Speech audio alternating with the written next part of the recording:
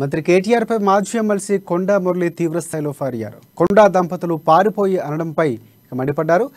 కేసీఆర్ వరంగల్లో బసవరాజు సారయ్యను ఓడించడం మాతోనే సాధ్యమవుతుందని అన్నారు. వరంగల్లో సారయ్యపై మమ్మల్ని పోటీ చేయించారని కొండా మురళి పేర్కొన్నారు.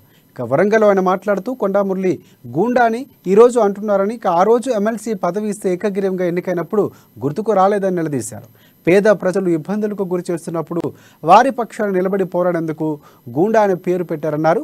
వరంగల్ తూర్పు నియోజకవర్గంలో కొండా సురేఖ గెలుపు ఖాయమని, అందుకే బీఆర్ఎస్ నాయకుల గుండెల్లో రైళ్లు పరిగెడుతున్నాయని వ్యాఖ్యానించారు. సురేఖమ్మ అని మరి పారిపోయిండు అని ఈయన అంటాడు. మరి మీ అయ్యే ఎందుకు సీట్ ఇచ్చిండు, బస సారాన్ని ఓడగొట్టాలని నన్ను ఈడబెట్టిండు అని నేను అడుగుతాను. మేము పరకాల పోతా అన్నాం, మీ అయ్యే ఈడ కూకోబెట్టిండుగా, తీసుకొచ్చిండు కదా. మరి అండర్ డ్రైనేజ్ ఏమైంది? నువ్వు సహకరాసుకుంటారా? మీటింగ్ పెట్టి అందరి తీసుకో అప్లికేషన్ అని అన్నారు. ఇక అందరి తీసుకున్నారు.